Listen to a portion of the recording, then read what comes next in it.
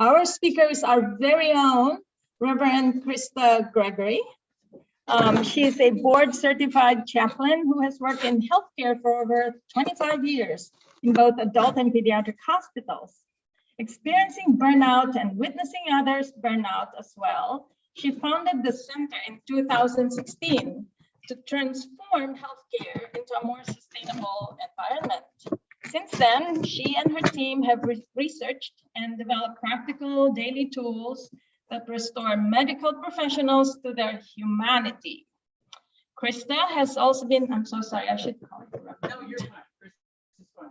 Gregory has also spearheaded efforts to address the systemic factors that contribute to a toxic medical culture, such as improving team and organizational communication.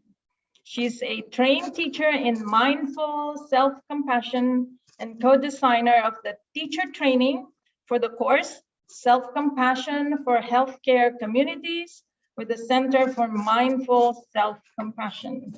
Reverend Gregory will be presenting to us developing resiliency in today's high-stress medical environment. Now, I have to tell you, she is also a very interesting person. She likes hiking. She wants to be in nature, but also she reads mystery novels. Oh, we share a similar passion. So thank you so much.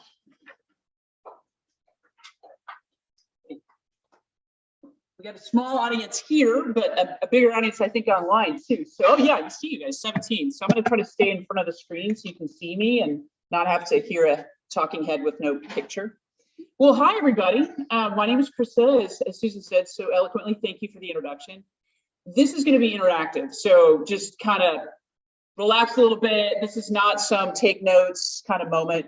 That is not what resilience is about anyway. I'm so tired of reading emails about how to be resilient that I hand it out for those that are in person, and I will send it to you for those online. Some they're also in the slides, but some handouts about just practices. We actually took our resilience practices during the pandemic and turned them into comics because we needed something a little more fun. But I'm really glad to be here with you. I know I'm the last one, and so it makes it a little harder to kind of stay engaged, but I want you to just know this will be well worth your time. So I want to talk just a little bit about who I am for a minute so you know what you're getting. Let me see where I am on my adjusting my slides. Okay, I'm hitting, but I'm not getting anywhere. Do I facing it the wrong way? Nope.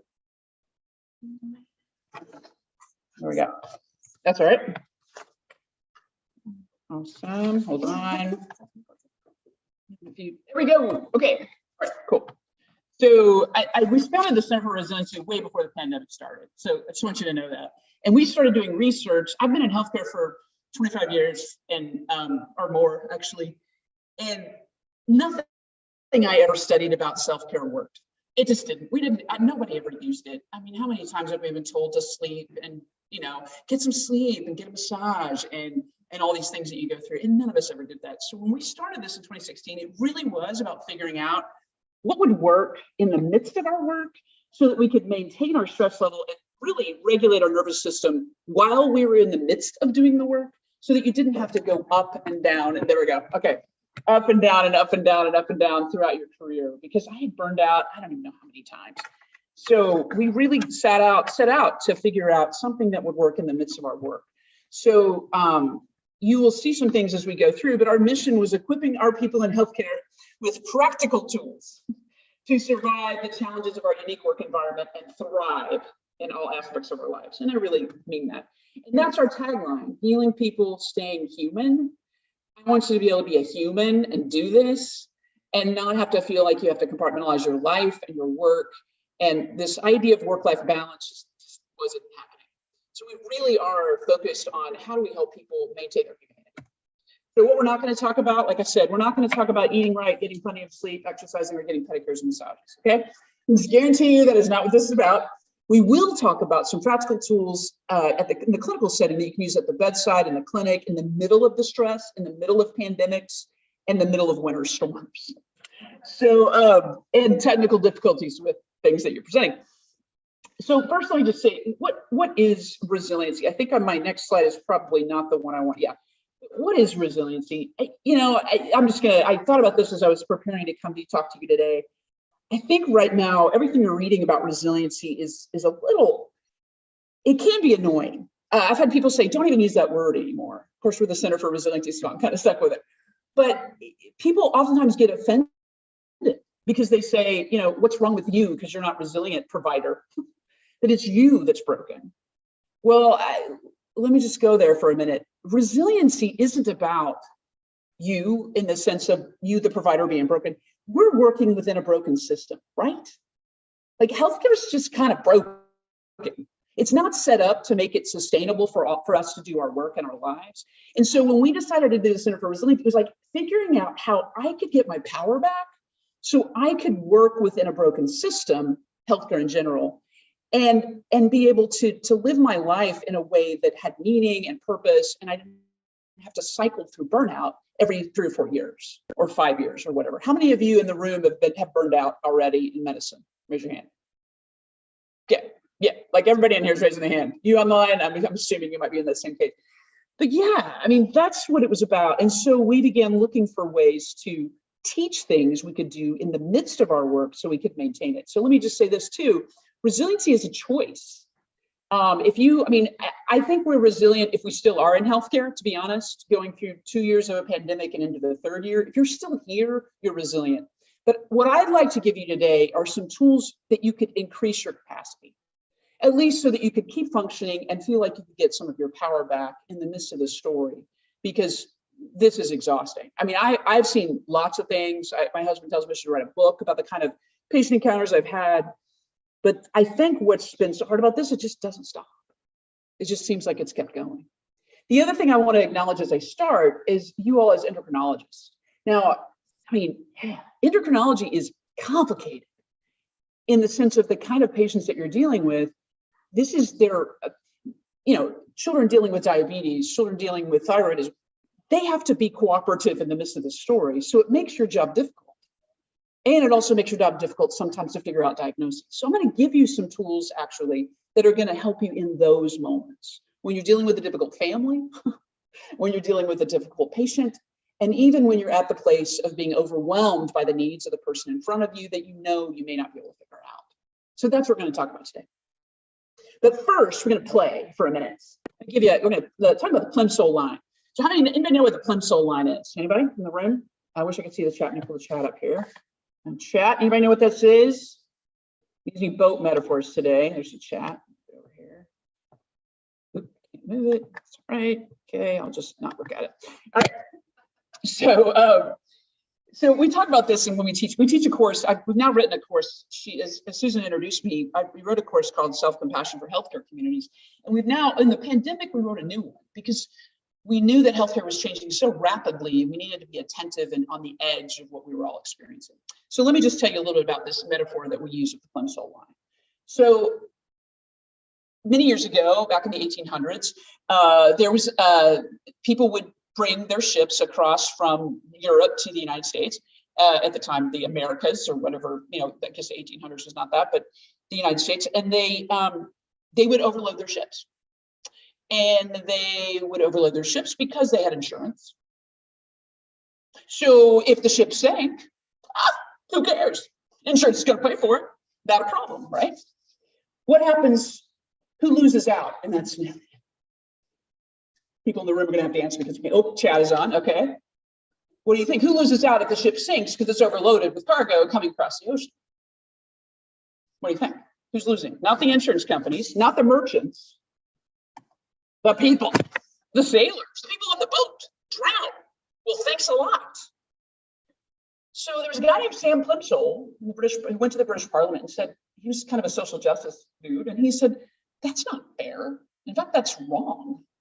And in fact, this is not okay. And he got the British Parliament to pass a law that said you had to draw a line on the hull of a boat that you could look at the boat and see if it was overloaded or not by a quick look. And if it was overloaded, you had to take the boat back to harbor and unload some cargo, or you had to quickly get somewhere to safety so that the people wouldn't go down, the boat wouldn't go down.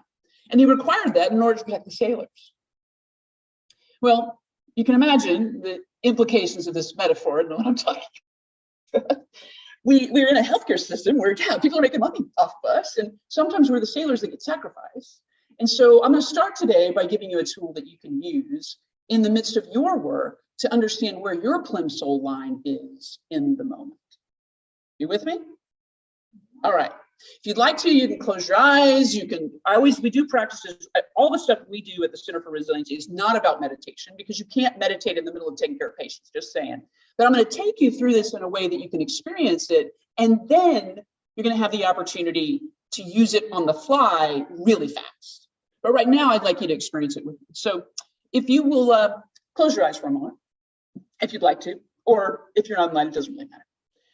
I'd like you to take a moment. We've got 3 steps in this plimsoll line checklist, but as we're checking on our boat, I'd like you to look down at your own plimsoll line.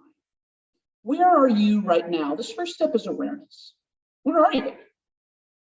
What does that mean? Not where are you as far as the Hilton or the DoubleTree or at home in your bedroom, but where are you? What are you feeling? What are you experiencing? What's your body telling you? You guys have been involved in a conference, you've been online, you're probably kind of exhausted from sitting on a Zoom call. You're sitting in the room, you're ready to get out of here and get to the airport. But what are you feeling right now in your body? In order to know where your plimsoll line is, you have to kind of figure that out. So think about that for a moment. See if you can answer that question for yourself. What do you feel in your body in this moment?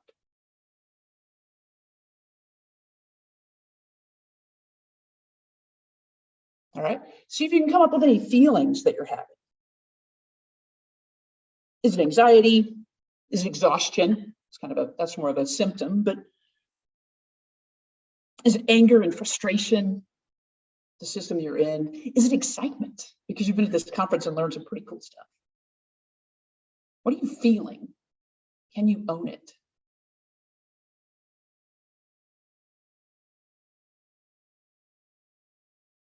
So that first step was get aware, but stay with me, keep going. Second step in the plimsoll line checklist, assess and address. So we're going to do a little self-assessment for a moment. You're good at doing that with your patients and families, I get that. But I'm going to ask you in your assessment, what do you need right now? As you're thinking about your shoulders were up, your jaw was tight, your stomach was grumbling, you're feeling a little thirsty. What do you need right now? Do you need a glass of water? Do you need to go to the bathroom? Do you need to talk to a friend? Because right now it's just need to connect with somebody. What do you need right now? And I'm not talking, what do I do? I'm saying, what do you need?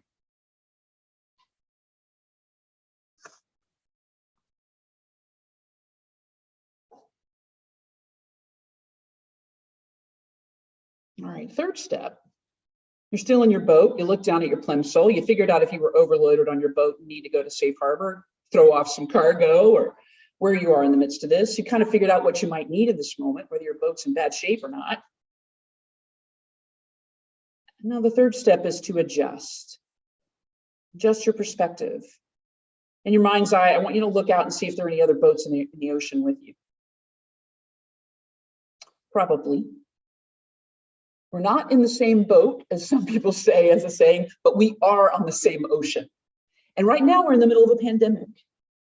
You've been at this conference with endocrinologists from across this region. Look around you in your mind's eye and realize they're in this with you. You are not alone. If you get anything from a conference, it's that. So this third step is about adjusting your perspective. Storms happen. Not because I'm broken or I did something to cause this. My boat might be overloaded because of my circumstances, but this is not my fault.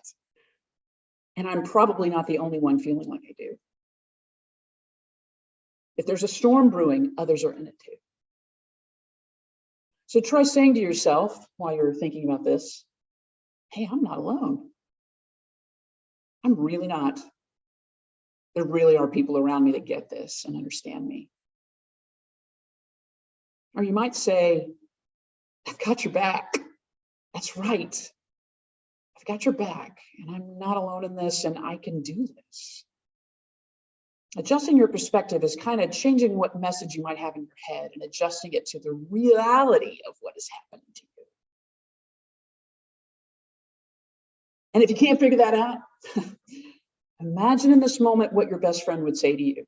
If you told them what was going on in your body, what was going on in your soul, what was going on in your spirit in the midst of the story that we just looked at, what would your best friend say to you? Not what you would say. What would your best friend say? And see if you can say that same thing to yourself. All right. Open your eyes if they were closed. Come back to me, and we're going to keep going. That's your first one. Let me just talk about that one for just a little bit. I will shift these slides a little bit if I can. And there we go. And it's not moving now. Okay. What am I doing? Try it again. There we go. All right.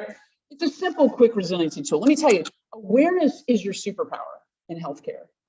All right, talk to me. Anybody? Some people in the room are sort of nodding. I can't see the people online, but anything? Are you feeling it? I'm seeing some teary eyes a little bit, maybe. So talk to me a little bit about what you just experienced. Anybody willing to? Did you realize that your level was maybe a little high? Anybody? When I first started teaching this, we'll just go off script for a second. When I first started teaching this, we used to talk about the stem cell line being on your forehead.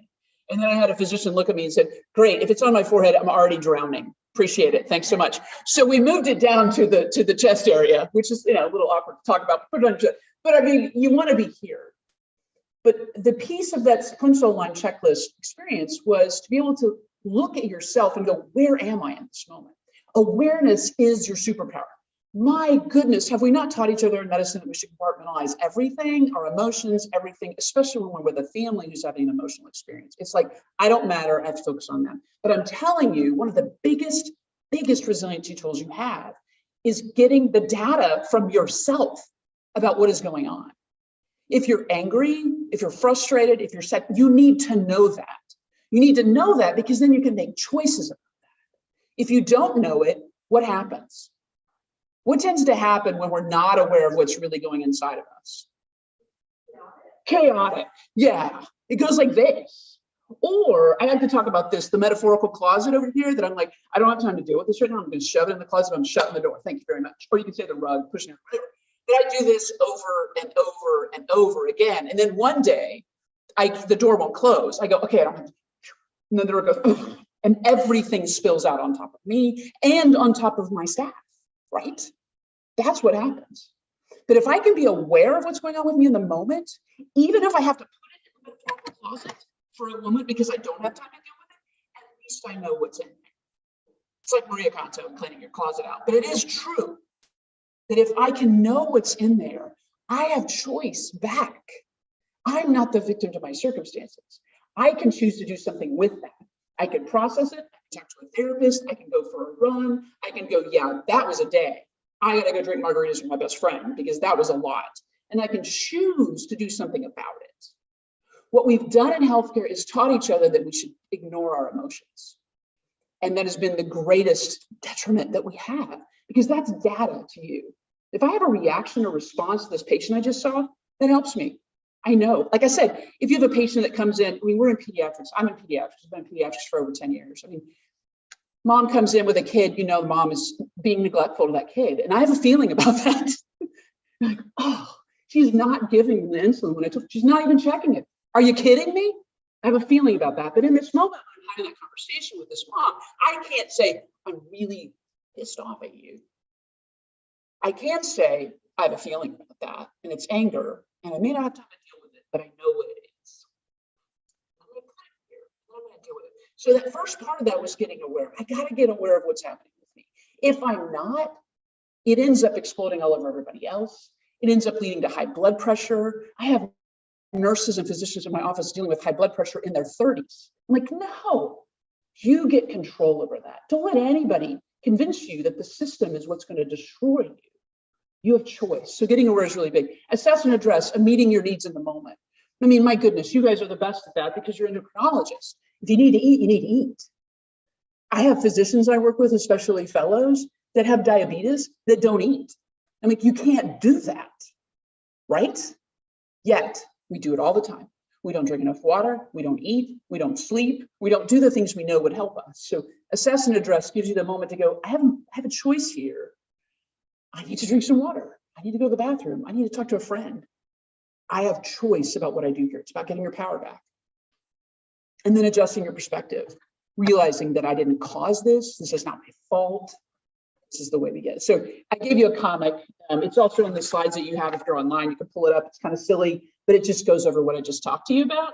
If you want to play with it, use it, take it. What I like about this particular tool, let me watch my time. Yeah. What I like about this particular tool is you can use it in community. Like if I'm working with Susan and we're working in the clinic together that day, and I'm the nurse, let's say, and we're going in to see a patient, you look over and you're like, whoa, what is wrong with Krista? Like, okay, Krista, where are you? And I can go, Susan, I'm up here right now. Okay, all right, good to know, because I'm going to be working with you today. You might say to me, Susan, and I need to know where you are, because if I can know you're here, then I'll know if you get a little irritated or snappy. It's not about me, it's about you. And I might be able to back up a little bit, and go, let me give you some space, because I realize you're up here. But if I don't know that about my team, I can't really work with them in that way. And so I know it's like boyfriend. It's not me. It's not you. It's you. But you really. So I have residents that use this plimsoll line exercise when they're doing handoff at the end of the shift. They'll look at each other and say, "All right, where is everybody?" People are like, "I'm here." Okay, I'm here. And it's a non-judgmental way to just go. This is reality. This is not I'm bad or broken, or it's just what happened today. I'm here. Okay, well then we need to get. They'll go home at night with their partners and use this technique too, and they'll go, "We need to get takeout then because you're up here." So it's a really good way to assess each other and get your power back when it comes to awareness. All right, I'm going to do another one with you because I'm looking at time and I want to give you some other tools. So sometimes when we get aware, it's a little overwhelming or overloading, maybe we could use that word. And we realize that I get aware and I say, wow, I'm really frustrated right now and I'm stuck trying to figure out what's wrong with this kid, for example, because I know with endocrinology, it can get like that. It's so, sometimes to figure out a diagnosis, usually you're getting the patient that nobody can figure out what's wrong with them. So they send them to endocrinology. Am I right? I mean, and then there's the desperate parent going, are you my savior? Are you my savior? And sometimes you're here. I'm going to do this together. You're stuck in your head trying to figure it out. And what else is going on in your head when you're trying to figure out a diagnosis and you can't figure it out? What's the message going on in your head? Anybody? If I was you, I can tell you what I would think. What goes on? I need some help. Okay, that's one. Okay, what else? Yes, dang it. What is wrong with me? Did I get my degree at Walmart? I mean, come on. I had a physician tell me that one time. We were working on a really difficult case in the pediatric ICU, and the kid was on ECMO, and we couldn't figure out what was wrong with him. He was like, Krista, I feel like I got my degree at Walmart. What is wrong with me? So sometimes when I assess and address, I realize I am stuck ruminating and I cannot get out of it. Okay, that's where I am. Is that helpful? No. My amygdala is sure activated, but my prefrontal cortex is not. And my prefrontal cortex is what I need to be rational enough to figure out what's going on. And instead, I'm stuck here. And I'm telling myself a message that's not true. So if we're looking back at the plimsoll line, I need to adjust my perspective because I'm not stupid and I didn't get my degree at Walmart and I didn't go through, medical school, residency, fellowship, and some of you even specialize beyond that. That is not reality. My best friend would go, you're not stupid. And the fact that you can't figure it out isn't your fault, adjusting perspective again, okay? But sometimes you need an extra tool to get out of this. So I want to take you to another one, okay? So anyway, just back before that leaves you that one, get aware, address it, adjust. This one you could do in 5 seconds. You can go, all right, bathroom, break, go. That's what I'm talking about. These kind of things you use while you're working in the midst of what you're doing. You following me? Because if you don't, stuff happens. And you can know at the end of the day, let's say you do it at the end of the day. I've had days when it's wow. And it's 6 o'clock and I'm still charting and I'm like, I'm ready. I'm still, where am I? And what I hear from myself, assess and address, is I need to go home. I just need to close the computer and leave. And that's what, but if I don't do that, I'll stay there till 9 o'clock at night typing because I haven't really gotten aware of what's happening with me. All right, you with me? All right, I'm not gonna change slides because I don't want you to look ahead, but I want you to do this with me instead. So I'd like you to stand up if you can. If you're able, go ahead and stand up. You've been sitting for 3 days, so stand up. If you're not able, if you're online and maybe you have other challenges, you can do this sitting down, but I want to give you a chance to stand up. All right, we call this one finding your anchor. Yeah, I know, it's a lot of nautical things. Just hang in there with me. The finding your anchor. Right now, I'd like you to focus on your feet. Just focus on your feet. You can close your eyes if you want. You can do whatever you want. But right now, I'm literally asking you to think about the bottom of your feet. Feel them on the floor. If you're sitting, you can feel the back of your thighs. Okay? But feel your feet on the bottom of the floor. And you can like wiggle your knees a little bit, rock side to side. But I want you to get in your feet. Notice your feet on the bottom of the floor. Feel your toes in your shoes, wiggle them a little bit, rock side to side. Like I said, you can walk a little bit if you're at home or in the room, you can lift your feet up. Just getting in your feet. Wow, I'm in my feet. Take a deep breath. If you get distracted, get back on your feet. Just think about your feet. That's all you're thinking about. Feet. Bottom of my feet. All right. Go ahead and sit down.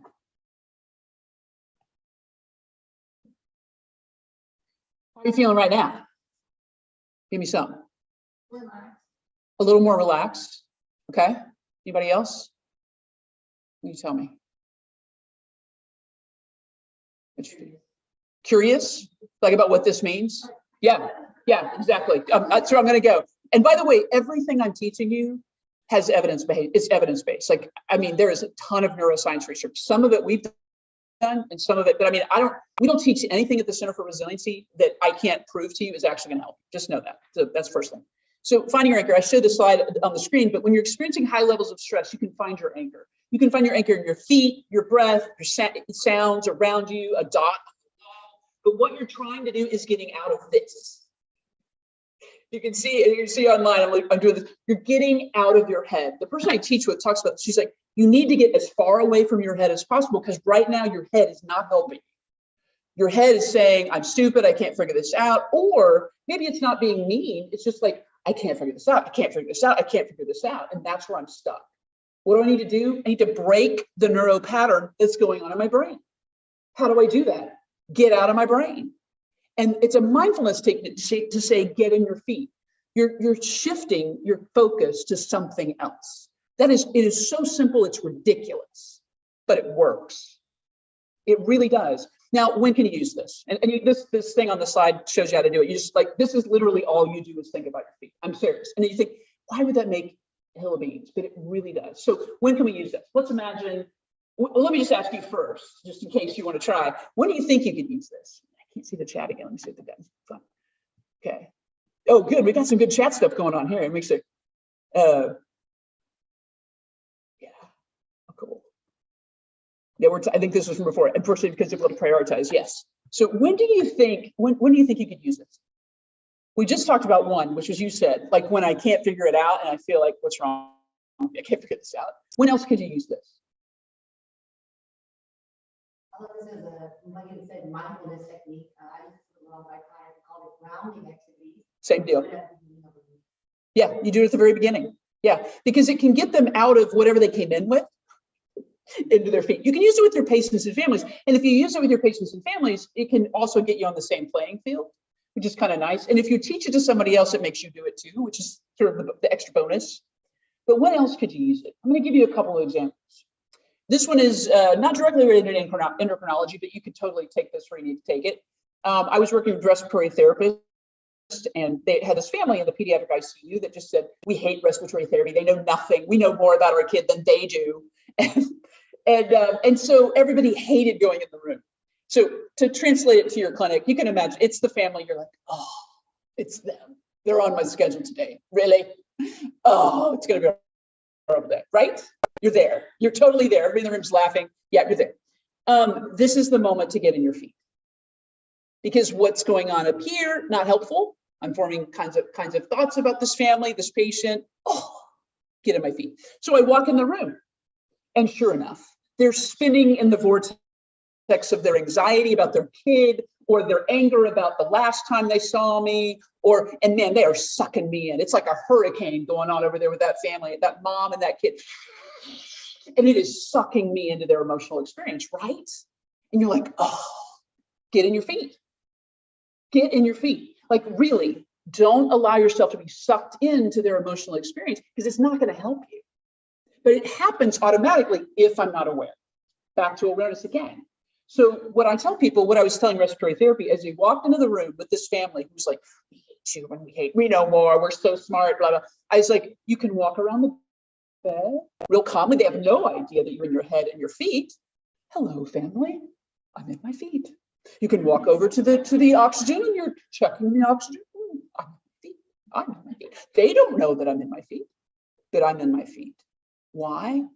Because it's keeping me grounded. They're not going to have the power to change my day or the rest of what happens to my day. Because how many times has this been my situation? I see a family like that during the day and the whole day is ruined because now my schedule's off and oh my gosh. And I've just been spinning in their vortex of their stuff. And then I take it to the next room and the next room and the next room. Get in your feet. Super simple, but really miraculous. Okay. All right. We're going to keep going here. Let me see what I got. Let's go to the next one. Oh, I clicked out of that and click back in. All right. I can show you some research, but I think I'm looking at time. I don't want to do that. You can look at our website. I will send you some stuff on that as well. I'll just glance through this. We've been doing research on let me change this, move this guy out of the way. We've been doing research with interdisciplinary healthcare professionals for a long, long time. This was from 2020, but it's also gone through 2021 now, where we've looked at self-compassion, mindfulness, resilience, decompression, and professional fulfillment. And we've shown some pretty significant movement by the things that we teach people. Let me just keep going here. Here we go. We've been showing decreases in work exhaustion. Let me get this out of the way. Interprofessional disengagement, perceived stress, difficulties with emotions, and emotional regulation. Okay, hang on. We've also been studying pediatric residents as one of the other groups we've been looking at, and looking at self-compassion, mindfulness, resilience, decompression, professional fulfillment, quality of care. I mean, we've been looking at how resiliency techniques can affect how you take care of patients as well. It really does. Like, this is not about doing something for self-care. This is really about owning my humanity in a way that gives me my power back, both with my patients and families, but in my life. Let's see, here we go. Here's our pediatric resident one. Work exhaustion, this was, yeah, at the end of the year, you can imagine it went up a little bit. All right, let me see where else I am. But I want to get to this last treatment. Hang on just a second, let me find my last slide because it's one of my favorites. Okay, here we go. This is where I want to go next. All right. Empathy and compassion. I've sort of given it away because I showed you the slide. But let's just talk about this. What happens when you have a family that's really, really struggling? And isn't it not true? In pediatrics especially, I think it is this way in adults, but you can kind of give the power back to the adult, like they're not doing it anyway. But you've got a kid. There's just so much more emotions that go with that. In healthcare, we talk about compassion fatigue. Have you heard that? Compassion fatigue. Okay. I'm going to tell you that I don't believe in compassion fatigue. And here's what I'm going to tell you why. Let me take a few minutes and talk about the difference between empathy and compassion. And this slide sort of gives it away, but I'm going to walk you through it verbally and narratively. So empathy is when I look at my patient, and my patient or my parent that I'm working with is really struggling, and I begin to empathize with them. I'm empathizing with them. I'm feeling their emotions. Empathy is literally feeling what the other person's feeling. We do this in healthcare all the time. We literally feel, if you're angry, you're sad. Oh, I'm feeling sad too. If I look at you and you're having a fantastic day, you give me an incredible smile. I'm like, oh, it's just, yeah. And then I'm feeling that energy. COVID is not the only thing that's contagious. Emotions are contagious too. So empathy is about literally feeling what you're feeling when I look at you. And I can look at you. If I looked at you and you were going, oh, like I would go, oh my gosh, there's a tiger behind, something about to attack me, right? You wouldn't have to tell me anything. And I could look at you and know that something was happening. So now there are kids that we work with that have autism, and some adults and friends and colleagues we work with also are sometimes on the spectrum, and they struggle to read people. But the way we typically do empathy is I read you and you tell me how you are. And that's a great tool to use as a physician. However, if the kind of people you're working with for your 12-hour shift or your 8-hour day are sad and struggling and anxious and you know, well then, I'm empathizing with that for 8 hours a day, right? Well, that's not super helpful if I'm trying to stay away from burnout. So this is an image of the difference between empathy and compassion. So empathy is me jumping down in the hole with you. Wow, you're having, I'm just gonna come down the hole with you. We're just gonna talk about it. And we're all gonna be like in this hole together. And because I care about you so much. Now look at me in the hole. How am I gonna get out? I went in the hole, great. They're like, she's such a caring physician. But now I can't get out. Compassion's different. Compassion is where I can care about you, I can empathize with you, but I can do action. But in order to do that, I can't jump in the hole. I can't. But yet we've been taught that this is the way you relate to your patients. We've been taught that you jump in the hole with them. We've been taught that you empathize all the time, and that's what this is about. That's how we do this. But what does that lead to? It leads to burnout. It leads to the point where you're like, if one more person walks in and is not taking care of the diabetes with their kid, I'm done. I'm so done, right? Is that not true? You're laughing because you're like, oh my gosh. That's empathy. The compassion allows me to stay on the edge of the cliff, look down at you and go, wow, that's really hard for you, mom and kid, really is. I'm going to throw you this rope. You can grab it or not. Sometimes they don't. Sometimes they don't want to come out of the pit, right? They want to be the mom that's always, and that's who they're going to be. But I can throw the rope. If I was going to have sympathy would be on the other cliff, looking down at empathy going, or looking down at the sad person going, oh, that's really hard for them. Oh, that's sympathy. Empathy, I jumped in. Compassion, I'm on the hill going, I'm helping you. I'm throwing you a rope.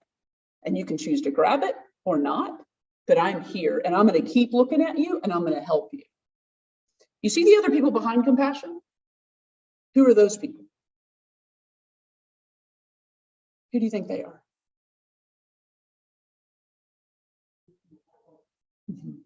Yeah, it could be the people that work in your clinic with you, you know, because you're like, this family sucks me in every time. Every time I see this mom, I walk out and like, okay, you got to have me. All right, I got your rope. I'm holding on because I know they're going to suck you down in the pit. I got you. And I'm going to help you, not overcommit, not overpromise, not tell them they can call you 24 hours a day. I've got your rope. And that's your team. That's what's different about healthcare. So that's really important. All right, I want to take you through one last practice. I know I'm out of time, but this is a really, really valuable one. It's in your slides and it's in your handouts if you're in the room.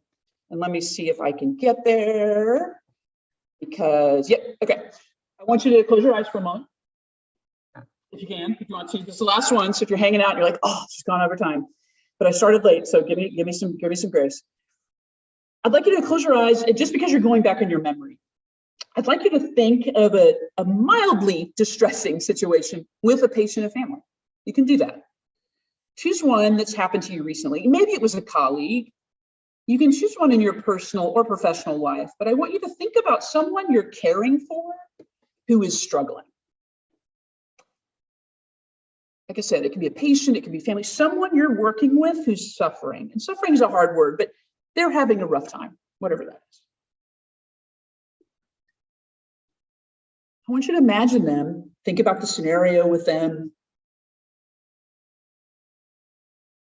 All right, and just like the Plimsoll line checklist we did earlier, I want you to pay attention to what you may start feeling in your body as you think about them. And maybe you're feeling some stress as you remember this situation. Even if it's a family member you're thinking of, you're starting to feel your shoulders creeping up, maybe your jaw getting tight. This was a distressing situation. Just notice what's happening. You don't have to do anything about it. Just notice it.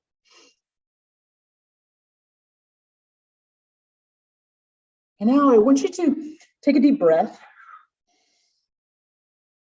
And as you inhale, imagine you're bringing in compassion for yourself, because it's really hard to be in this situation with this family or this person or this family member or this patient.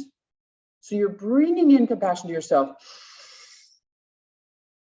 And as you exhale, imagine blowing compassion their direction. You're inhaling compassion for yourself because it's really hard to be in this situation. And you're exhaling compassion for them. Just keep doing that while I'm talking. But what I'm going to remind you of is it's like one for me, one for you. Sometimes they're really stressing you out. And it's 2 or 3 or 4 for me, and one tiny one for you. Sometimes you're feeling pretty good. It's 1 for me and 3 for you.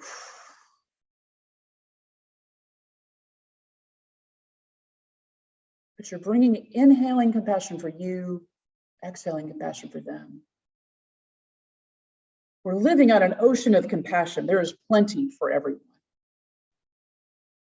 And now I'd like you to listen to these words as you're thinking of this situation. Everyone is on their own life journey. I'm not the cause of this person's suffering, nor is it entirely within my power to make it go away, even if I wish I could. Moments like this are difficult to bear, yet I will still try to help if I can. Continue breathing in compassion for yourself, back to compassion for them. And just notice how your body is feeling as you acknowledge what's happening with them and what's happening with you. Everyone is on their own life journey. I'm not the cause of this person's suffering, nor is it entirely within my power to make it go away, even if I wish I could. Moments like this are difficult to bear, yet I will still try to help if I can.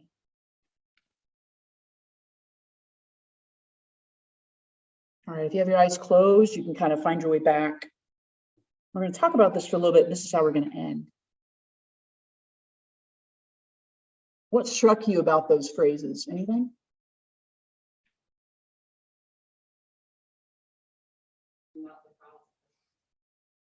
Yeah, I am not the cause of this person's suffering. You're not.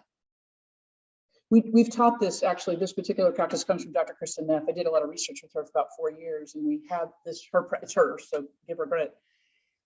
We did this with parents. And so parents would sometimes say, I am the cause of their suffering. I genetically gave them diabetes, you know. And then we would say, I am not the entire cause of their suffering. But they used this practice too. It was very, very powerful for parents. So that's the one that struck you. Any of the other ones that helped you? Any other part of the phrases that helped you in this?